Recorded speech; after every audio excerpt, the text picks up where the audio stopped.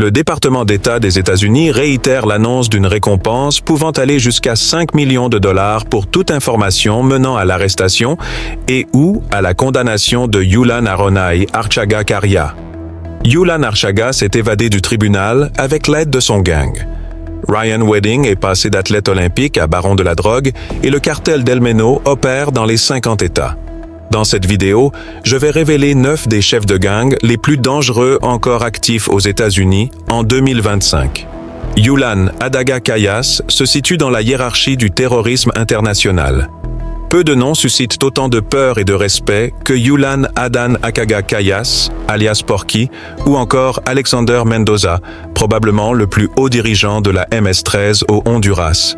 Né le 13 février 1982 dans les rues violentes de San Pedro Sula, au Honduras, cet homme de 43 ans est passé du statut de criminel de rue à celui que les autorités fédérales considèrent comme le leader le plus important de la MS-13, ayant un impact sur les opérations aux États-Unis.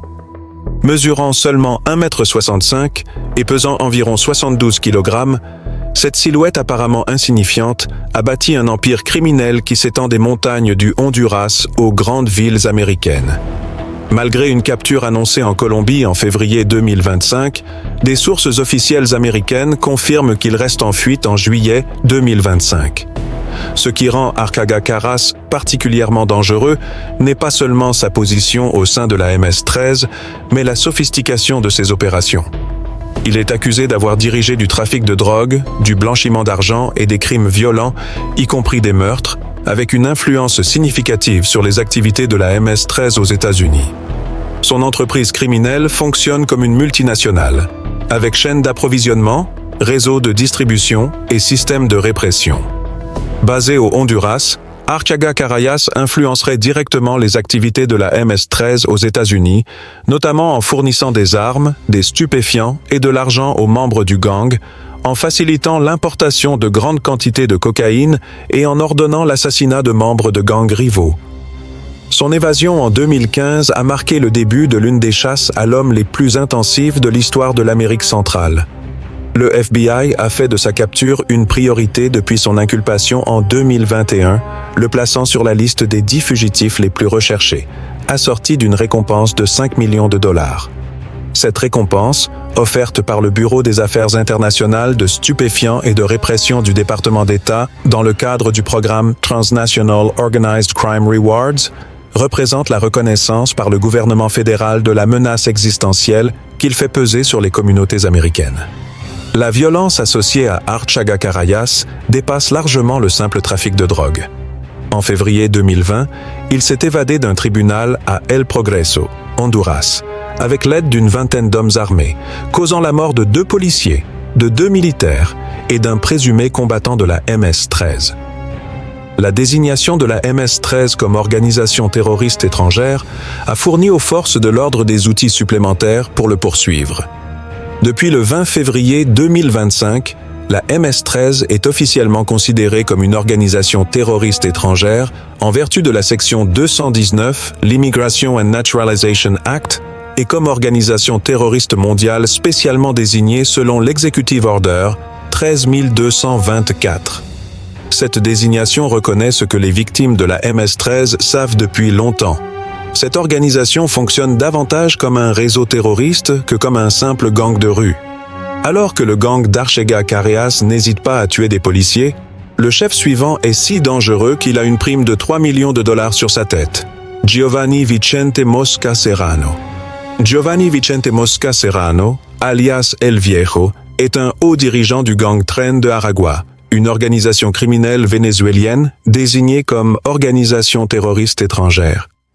Né le 22 février 1988, ce Vénézuélien de 37 ans a gravi les échelons de l'une des organisations criminelles les plus redoutées d'Amérique du Sud pour devenir une cible prioritaire des forces de l'ordre américaines. L'histoire de Mosca Serrano est intimement liée à l'essor du Tren de Aragua lui-même. Né comme gang carcéral dans l'État d'Aragua, au Venezuela, il a évolué vers une organisation criminelle transnationale. Ce qui avait commencé comme un racket de protection en prison s'est transformé en une entreprise criminelle internationale avec des ramifications profondes dans les villes et communautés américaines. Mosca Serrano est impliqué dans l'orchestration des activités criminelles du Tren de Aragua qui ont un impact direct sur les États-Unis, notamment dans le trafic de drogue. Il est spécifiquement accusé de complot visant à distribuer et de distribution de cocaïne en Colombie destinée aux États-Unis. Mais son portefeuille criminel s'étend bien au-delà des stupéfiants. Il touche pratiquement toutes les formes de criminalité organisée connues.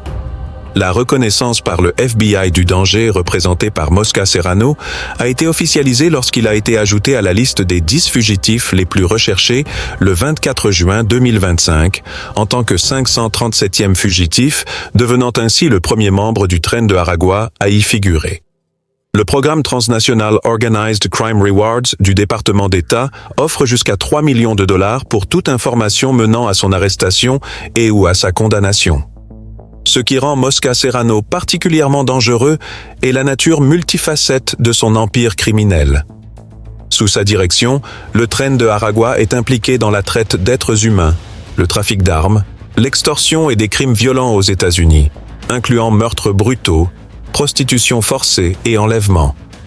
Le 8 avril 2025, un grand jury fédéral du district sud du Texas a rendu une mise en accusation de 5 chefs d'accusation, l'inculpant pour conspiration, en vue de fournir un soutien matériel à une organisation terroriste étrangère désignée, ainsi que pour conspiration et distribution de cocaïne en Colombie, destinée aux États-Unis.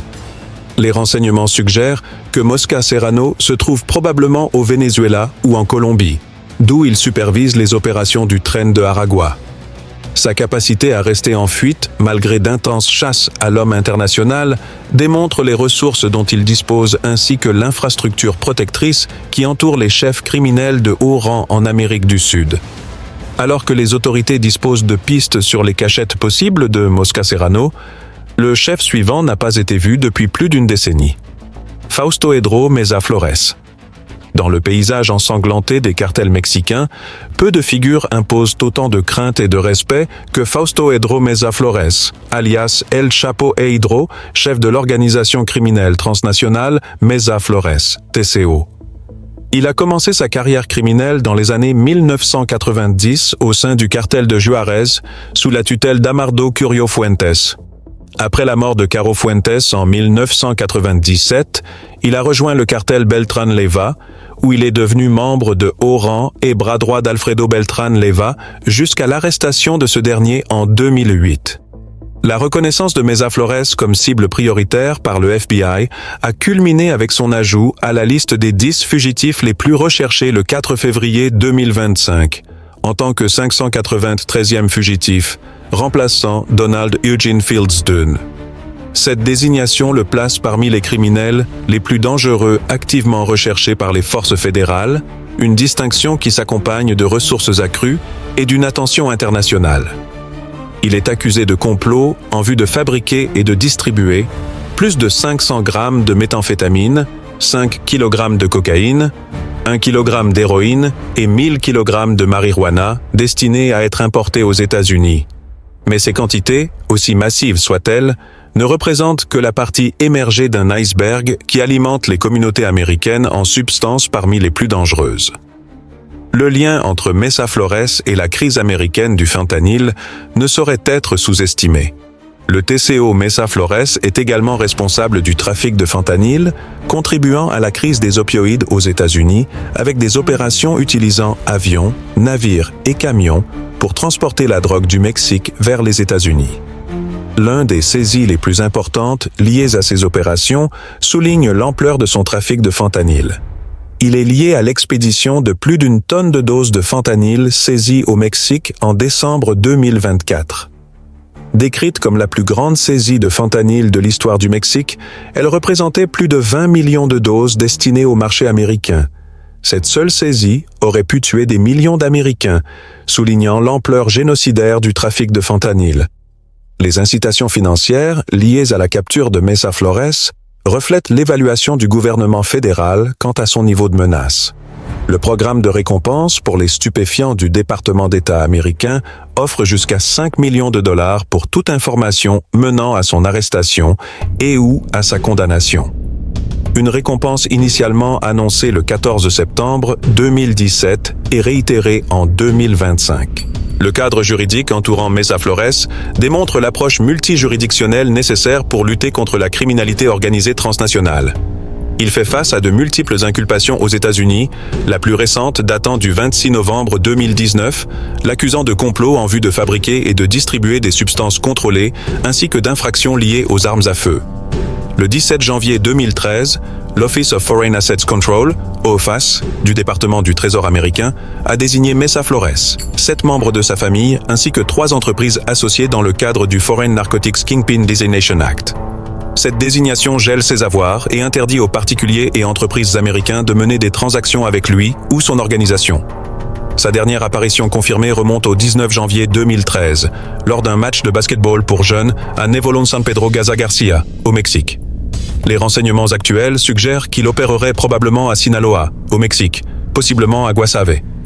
Sa capacité à rester caché pendant plus d'une décennie démontre l'infrastructure protectrice et la sécurité opérationnelle qui entourent les chefs de cartel de haut niveau. Des informations récentes indiquent que Mesa Flores s'est adapté aux dynamiques changeantes des cartels par des alliances stratégiques. Des rapports mentionnent qu'il aurait formé une alliance avec Los Mayitos, dirigée par les fils d'Ismael El Mayo Zambada, contre Los Chapitos, la faction menée par les fils de Joaquín El Chapo Guzmán. Ces alliances mouvantes illustrent la nature fluide de la politique des cartels et la stratégie qui a permis à Mesa Flores de rester pertinent et dangereux. Alors que Mesa Flores a bâti sa carrière criminelle à travers plusieurs cartels, le chef suivant a en réalité commencé comme athlète, Ryan James Wedding. La transformation de Ryan James Wedding, d'athlète olympique célébré à l'un des fugitifs les plus recherchés d'Amérique, représente sans doute la chute en disgrâce la plus choquante de l'histoire criminelle moderne. Le parcours de Wedding, de la gloire olympique à la notoriété criminelle, a commencé de façon anodine. Il a participé aux Jeux olympiques d'hiver de 2002 à Salt Lake City, Utah, représentant l'équipe du Canada dans l'épreuve masculine de slalom géant parallèle, où il a terminé 24e. Cependant, les graines de son avenir criminel étaient déjà semées durant ses années universitaires. La transition d'athlète légitime à cerveau criminel international s'est faite progressivement. Après les Jeux, il a fréquenté l'université Simon Fraser, mais a abandonné ses études après s'être impliqué dans le trafic de marijuana, marquant ainsi le début de sa carrière criminelle. Ce qui avait commencé comme un trafic estudiantin évolua finalement vers l'une des organisations criminelles transnationales les plus sophistiquées, opérant entre l'Amérique du Nord et du Sud. Il est accusé d'avoir dirigé une organisation criminelle transnationale appelée Wedding Criminal Enterprise, active de 2011 à 2024, qui a expédié des centaines de kilos de cocaïne et de fentanyl de Colombie, via le Mexique et le sud de la Californie, vers le Canada et divers États américains. Ce n'était pas seulement du trafic de drogue, c'était l'opération d'une multinationale criminelle avec Wedding comme PDG. L'évaluation par le FBI de la dangerosité de Wedding se reflète dans son ajout à leur liste la plus exclusive de fugitifs. Il a été placé sur la liste des 10 fugitifs les plus recherchés du FBI le 6 mars 2025 en tant que 535e fugitif, remplaçant Alexis Flores. Le programme de récompense du département d'État américain offre jusqu'à 10 millions de dollars pour toute information menant à son arrestation et ou à sa condamnation. Il est accusé d'avoir orchestré plusieurs meurtres pour protéger son empire de la drogue, y compris d'avoir commandité des assassinats en Ontario, au Canada, avec des répercussions sur les opérations aux États-Unis en raison de la nature transnationale de son réseau. Cette volonté d'utiliser le meurtre comme outil commercial démontre l'évolution de son esprit criminel, passé de trafiquant opportuniste à tueur calculateur. Un mandat d'arrêt fédéral a été émis le 17 septembre 2024 par le tribunal de district des États-Unis pour le district central de Californie, l'accusant de complot en vue de distribuer et de posséder avec intention de distribuer des substances contrôlées, complot pour exporter de la cocaïne, entreprise criminelle continue, meurtre en lien avec une entreprise criminelle continue et trafic de drogue, ainsi que tentative de meurtre. Les liens de Wedding avec les hauts dirigeants de cartels ajoutent une autre dimension à sa dangerosité. Dès 2011, il était devenu un membre haut placé du cartel de Sinaloa, le plus grand cartel du Mexique. Cette affiliation lui a fourni les ressources, la protection et l'infrastructure opérationnelle nécessaires pour construire et maintenir son empire criminel international. La sophistication des techniques d'évasion de Wedding a frustré les forces de l'ordre pendant plus d'une décennie. Une enquête de CBC News met en lumière son utilisation du cryptage, des transactions en espèces et de connexions de haut niveau au sein du cartel de Sinaloa pour échapper aux autorités. Wedding a formé une alliance avec un cartel, mais la figure suivante est en réalité le véritable chef du tristement célèbre cartel de Sinaloa. Iván Archibaldo Guzmán Salazar. Dans la hiérarchie ensanglantée des cartels mexicains, peu de noms portent autant de poids en termes d'héritage et de terreur qu'Iván Archibaldo Guzmán Salazar, alias El Chapito, co-dirigeant du cartel de Sinaloa et fils aîné de Joaquín El Chapo Guzmán. Ce criminel de 41 ans n'a pas seulement hérité de l'empire de son père, mais aussi de sa capacité à exercer une violence sans précédent et à faire preuve d'un génie stratégique dans le monde du narcotrafic international. Fils aîné de Joaquín El Chapo Guzmán, ex-chef du cartel de Sinaloa, et d'Alejandrina Salazar Hernández, il a été initié aux opérations du cartel de Sinaloa dès son adolescence par son père et Ismael El Mayo Zambada Garcia. Il est accusé d'avoir orchestré un vaste complot visant à introduire d'énormes quantités de drogue aux États-Unis dès 2008 et jusqu'à aujourd'hui, incluant le trafic de grandes quantités de cocaïne, d'héroïne, de méthamphétamine et de marijuana, souvent par cargaison de centaines ou de milliers de kilos. Ce qui rend Guzmán Salazar particulièrement dangereux dans le contexte actuel du narcotrafic américain, c'est son rôle central dans l'épidémie de fentanyl. Il joue un rôle clé dans les opérations de fentanyl du cartel de Sinaloa, coordonnant notamment l'expédition de produits chimiques précurseurs depuis la Chine vers le Mexique et la distribution de la drogue aux États-Unis, contribuant ainsi à la crise des opioïdes. Cette implication dans le trafic de fentanyl le relie directement à la mort de centaines de milliers d'Américains. Il figure sur la page des fugitifs les plus recherchés de la DEA, sur la liste des personnes les plus recherchées par l'ICE et sur la liste des 10 fugitifs les plus recherchés du FBI, avec une récompense pouvant atteindre 10 millions de dollars offerte par le département d'État américain pour toute information menant à son arrestation et ou à sa condamnation. Cette récompense substantielle le place parmi les fugitifs les plus recherchés et les plus précieux au monde. La violence associée aux opérations de Guzmán Salazar dépasse largement le simple trafic de drogue et englobe un terrorisme systématique contre ses rivaux et les autorités. Il commande des hommes armés chargés de perpétrer des violences, notamment des meurtres, des enlèvements, des agressions et des passages à tabac, afin de protéger et de développer les activités du cartel, visant aussi bien les trafiquants rivaux que les forces de l'ordre ou encore des membres de leur propre organisation. Il a été inculpé par des grands jurys fédéraux pour des accusations comprenant entreprise criminelle continue, complot d'importation de fentanyl, complot de trafic de fentanyl, possession de mitrailleuses et d'engins destructeurs, et complot de blanchiment d'argent. Le 8 mai 2012, l'Office of Foreign Assets Control, OFAC, du département du Trésor américain, l'a désigné en vertu du Foreign Narcotics Kingpin Designation Act, interdisant aux citoyens américains de mener des transactions financières ou commerciales avec lui et gelant tout actif sous juridiction américaine. Au début de l'année 2025, les forces spéciales mexicaines ont mené une opération contre une planque à Culiacán, Sinaloa, où des preuves de sa présence récente ont été découvertes, mais il s'est échappé par un tunnel souterrain. Ce schéma de quasi-capture met en évidence à la fois la pression exercée sur Guzmán Salazar et les ressources dont il dispose pour échapper aux autorités.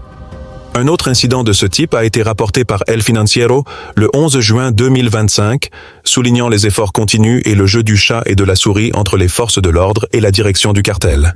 Les dynamiques familiales au sein de l'organisation criminelle des Guzmán compliquent encore davantage les efforts des forces de l'ordre.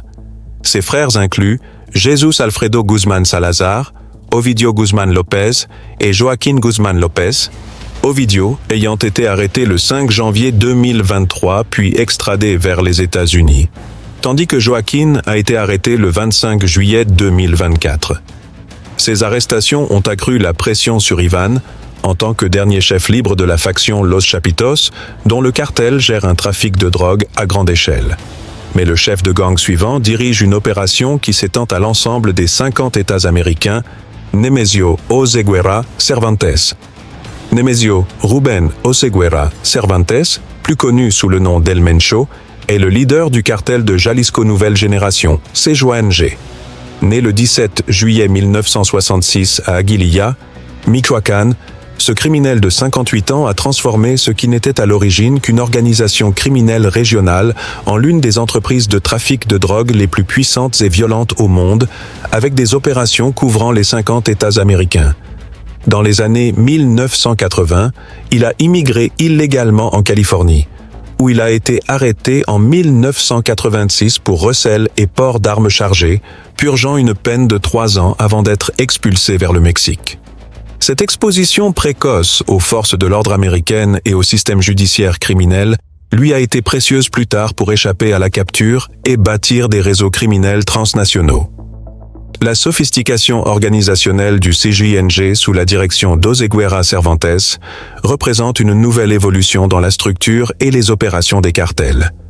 Fondé en 2009, le CJNG est une organisation criminelle transnationale basée à Jalisco, au Mexique. Il opère dans au moins 27 des 32 États du Mexique et maintient une présence dans les 50 États américains, ainsi que dans des pays d'Asie, d'Europe et d'Afrique. Cette portée mondiale démontre la transformation de groupes criminels régionaux en véritables multinationales de la violence. Les incitations financières pour capturer Oseguera Cervantes représentent les plus hautes récompenses offertes pour un fugitif actuellement en liberté. Le département d'État américain offre une récompense de 15 millions de dollars pour toute information menant à son arrestation et ou à sa condamnation, montant augmenté en décembre 2024. Le Mexique offre quant à lui 300 millions de pesos, soit environ 18 millions de dollars. Ces montants sans précédent reflètent la menace existentielle qu'ils représentent pour la société mexicaine comme américaine, selon les forces de l'ordre. L'impact d'Oseguera Cervantes sur les communautés américaines à travers le trafic de drogue ne peut être exagéré.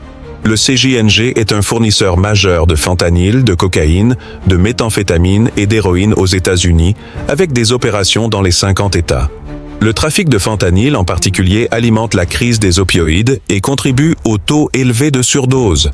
Le rôle du CJNG dans la crise américaine du fentanyl lie directement Oseguera Cervantes à des centaines de milliers de décès d'Américains. L'usage systématique de la violence par le CJNG sous la direction d'Oseguera Cervantes va au-delà des activités traditionnelles des cartels et comprend des actes qui ne peuvent être qualifiés que de terrorisme. Le CJNG recourt à une violence extrême, incluant meurtre, enlèvement et agression, pour protéger ses routes de trafic et éliminer ses rivaux. Ces actes s'étendent jusqu'aux États-Unis, où le cartel collabore avec des gangs locaux pour distribuer la drogue et maintenir son contrôle. Cette volonté d'exporter la violence sur le sol américain représente une attaque directe contre la sécurité intérieure. Le cadre juridique entourant Oseguera Cervantes reflète l'évolution de l'approche fédérale face au crime organisé transnational. Il fait face à de multiples inculpations aux États-Unis, la plus récente datant du 5 avril 2022, devant le tribunal de district des États-Unis pour le district de Columbia, l'accusant de complot pour distribuer de la méthamphétamine, de la cocaïne et du fentanyl, en vue d'importation illégale, ainsi que d'usage d'armes à feu dans des crimes de trafic de drogue. Les techniques sophistiquées d'évasion employées par Oseguera Cervantes ont frustré les forces de l'ordre international depuis plus d'une décennie. Il utilise des tunnels, des communications cryptées et un réseau de partisans loyaux pour éviter la capture, sa discrétion et son absence d'apparition publique, contrastant avec d'autres barons de la drogue, ce qui le rend plus difficile à traquer. Cette sécurité opérationnelle représente une évolution significative dans les techniques de direction des cartels. L'ampleur internationale de l'enquête sur Oseguera Cervantes implique une coordination entre de multiples agences à travers plusieurs pays. La DEA, le FBI et les autorités mexicaines, dont l'Unidad de Inteligencia Financiera, UF, le traquent activement par le biais d'opérations de renseignement, de raids et de coopération internationale.